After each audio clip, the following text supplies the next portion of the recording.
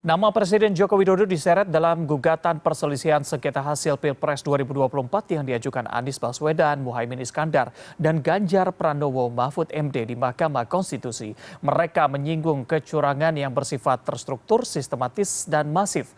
Klaim para pengunggar Jokowi telah melakukan nepotisme hingga politisasi bansos bertalian dengan Pilpres 2024. Pertanyaannya, bagaimana membuktikan dalil-dalil yang diutarakan para penggugat? Kita bahas sore ini bersama Guru Besar Hukum Tata Negara, founder Trias Constituendum Institute, ada Prof. Juanda, serta Direktur Sengketa Hasil Tim Hukum Nasional Amin, Ahmad Wakil Kamal. Selamat sore Bapak-Bapak. Sore, assalamualaikum. Selamat sore Mas. Waalaikumsalam. Assalamualaikum. Waalaikumsalam warahmatullah. Saya menuju ke Pak Kamal terlebih dahulu. Pak Kamal, apa saja bukti-bukti yang memang sudah Anda miliki terkait dengan keterlibatan Jokowi yang sudah ada begitu dan akan diberikan nantinya di sidang? Kami telah melampirkan bukti permulaan yang cukup ya dari berkaitan dengan keterlibatan Presiden cawe-cawe terhadap pemenangan 02. Saya kira udah jelas. Banyak fakta-fakta yang sudah nutuirfitan, sudah diketahui oleh umum. Sesungguhnya sudah telanjang bagaikan matahari di siang bolong. Jadi kita nggak perlu membuktikan lagi sesungguhnya. Karena bagaimana Jokowi mempolitisir pembagian bansos dibagi di Jawa Tengah di beberapa kabupaten itu mutar dan konsolidasi birokrasi untuk memenangkan 02. Saya kira udah semua paham dan diketahui oleh umum. Dan kemudian fakta-fakta keterlibatan Jokowi termasuk video, termasuk kemudian bukti-bukti lain kita telah serahkan ke Mahkamah Konstitusi. Saya kira cukup kuat itu. Jadi kalau bahasa hukumnya itu beyond reasonable doubt. Kami mengajukan permohonan itu berdasarkan bukti yang amat sangat meyakinkan tanpa keraguan sedikit pun. Kira-kira itu, Mas. Oke, berarti semua bukti sudah disiapkan dan akan dibawa ke sidang nantinya. Saya menuju ke Prof. Juanda. Prof. Juanda, menurut Anda seberapa besar peluang untuk membuktikan keterlibatan Jokowi yang bersifat TSM ini? Ya, saya kira begini, setiap permohonan pemohon sepanjang bisa dibuktikan dengan alat bukti yang kuat, yang sah, saya kira peluangnya cukup signifikan dan cukup besar ya. Tinggal kita mau melihat sejauh mana hakim konstitusi kita menggunakan apakah mazhab hukum yang dipakainya mazhab hukum positifis legalistik atau mazhab hukum alam atau mazhab hukum progresif. Ketika menggunakan positivistik legalistik, pasti itu akan berkonsentrasi mengatakan bahwa soal TSM tidak ada diatur misalnya di dalam soal sengketa Pilpres. Nah, berarti positivistik. Tapi kalau menggunakan mazhab hukum atau pendekatan hukum progresif dan pengalaman di dalam pemilu kada kita, ketika pemohon bisa membuktikan TSM, maka peluangnya cukup besar untuk diterima. Tinggal nanti konfigurasi dari hakim konstitusi yang berjumlah 8 orang itu berpihak kemana dia dari perdebatan di dalam pembuktian persidangan nanti antara pemohon, termohon, dan terkait. Nah, kalau memang ini bisa dibuktikan, misalnya terstruktur, terstruktur itu berarti ada tindakan yang melibatkan pejabat secara struktural dari pusat sampai ke bawah, bahkan sampai ke desa. Misalnya, katakanlah yang saya baca dan saya dengar di dalam permohonan pemohon itu ingin menyasarkan soal bagaimana ada keterkaitan dengan pengumpulan aparat desa misalnya. Nah, pengumpulan aparat desa ini apakah bisa dibuktikan oleh pemohon bahwa ternyata benar pengumpulan aparat atau kepala desa ini dalam kaitan untuk memenangkan salah satu paslon misalnya. Nah, ini dari atas atau juga bisa jadi melalui bukan dari atas tapi dari katakanlah pejabat-pejabat kepala daerah misalnya.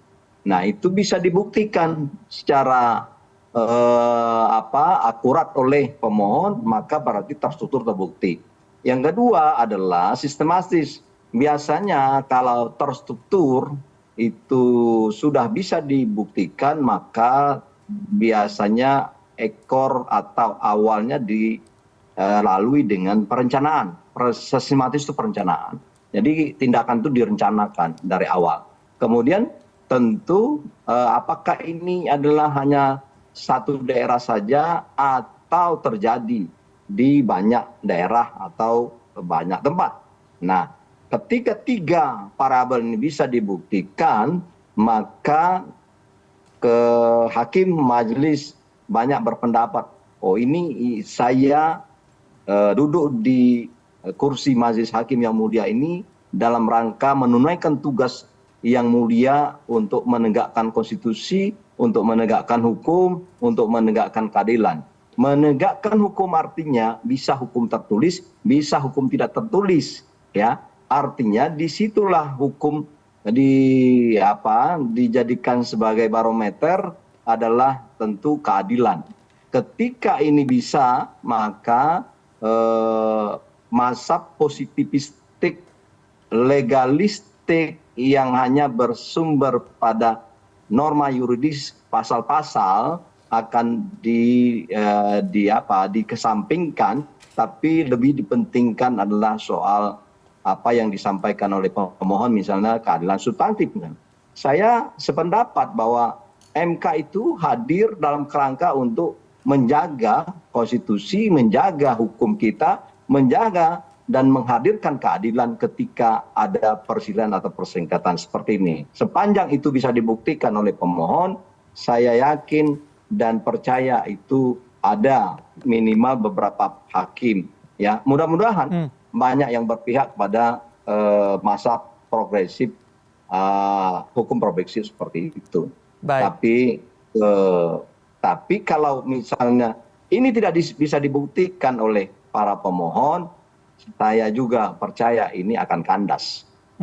Oke, berarti memang tugasnya cukup berat untuk membuktikan kecurangan yang bersifat TSM tadi. Saya menuju ke Pak Kamal lagi. Pak Kamal, kemarin Pak Jokowi ketika ditanya tidak ingin berkomentar apapun yang berkaitan dengan kasus yang melibatkan MK ini, tanggapan Anda seperti apa?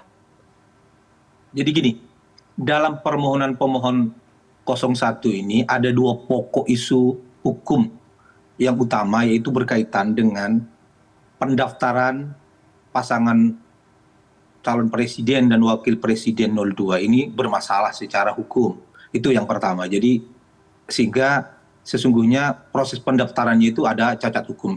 Yang kedua adalah terjadi mobilisasi struktur kekuasaan sumber daya negara, termasuk politisasi bansos untuk memenangkan pasangan 02 yang itu dilakukan oleh Pak Jokowi.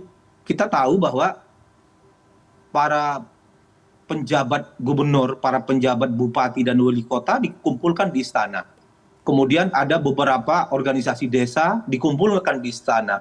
Kemudian sebelumnya ada desa bersatu, jumlahnya 20 ribuan kepala desa dikumpulkan di Senayan. Saya kira itu sudah cukup mewakili kepala-kepala desa dari seluruh Indonesia, yang itu adalah pengurus kepala desa. Sehingga saya kira itu adalah pelanggaran serius terhadap konstitusi, pelanggaran serius terhadap prinsip-prinsip pemilu yang jujur dan adil, pemilu yang bebas. Saya kira itu yang menjadi pokok permohonan kita.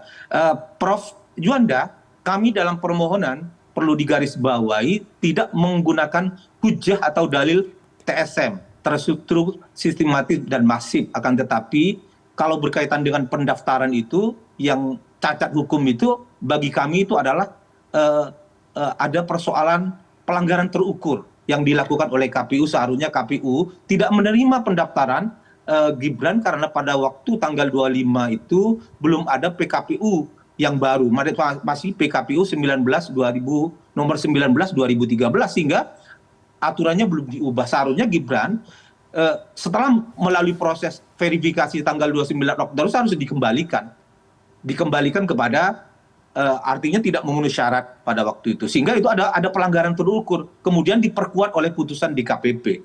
Itulah kira-kira. Yang kedua berkaitan dengan argumentasi pelanggaran serius terhadap konstitusi, yaitu terjadinya mobilisasi struktur kekuasaan, sumber daya negara, termasuk politisasi bansos untuk memenangkan 02. Itu yang menjadi fokus permohonan kami. Saya kira karena kami nggak mau terjebak pada terminologi TSM, karena itu nanti dianggap kewenangan Bawaslu, gitu Prof. Juanda. Karena dalam putusan sengketa Pilpres 2019, MK telah menyatakan bahwa berkaitan dengan TSM itu adalah kewenangan dari Bawaslu. Kami mencoba ini kembali pada hitoh dan tugas pokok dari Mahkamah Konstitusi itu adalah menjaga demokrasi, menjaga konstitusi agar pemilu berlangsung dengan jujur dan adil, langsung umum, bebas rahasia. Ini prinsip-prinsipnya. Saya kira kalau berkaitan dengan pembuktian, saya kira sudah terang benderang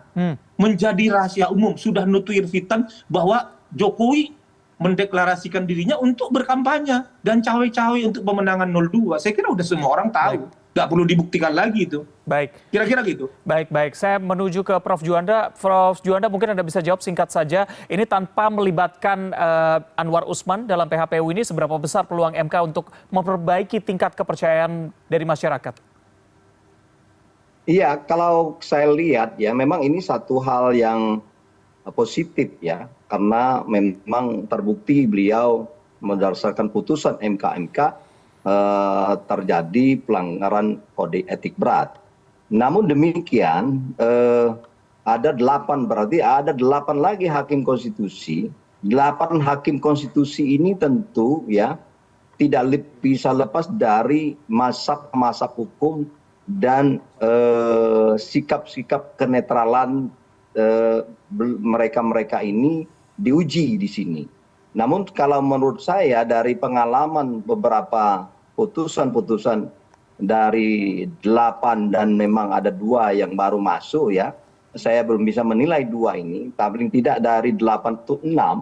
6 ini menurut saya adalah kalau dicermati dari putusan 90 kemarin, sebenarnya 6 inilah tidak setuju dengan putusan yang menyatakan bahwa boleh melalui pejabat yang dihasilkan dari pemilu misalnya, kecuali memang 2 itu khusus untuk gubernur boleh. Nah, melihat dari komposisi dan pengalaman visi mereka dalam konteks sebagai hakim selama ini, sepanjang bisa dibuktikan tadi ya, mereka tidak menggunakan kuantitatif rejim tetapi kualitatif rejim. Oleh karena itu asal bisa dibuktikan oleh 01, 03, peluangnya masih cukup besar untuk dikabulkan permohonan. Tetapi kalau tidak bisa dibuktikan ya, soal tadi misalnya PKPU itu kan debatable pasti ya dengan para termohon dan terkait nanti pasti itu. Nah, kita lihatlah nanti bagaimana ya finalnya. Baik, sama-sama kita kawal begitu ya, harapannya memang apapun hasilnya nanti bisa memang benar-benar dibuktikan di depan hukum. Terima kasih Guru Besar Hukum Tata Negara Prof. Juanda serta Direktur Sengketa Hasil Tim Hukum Nasional Amin Ahmad Wakil Kamal. Selamat sore. Sore.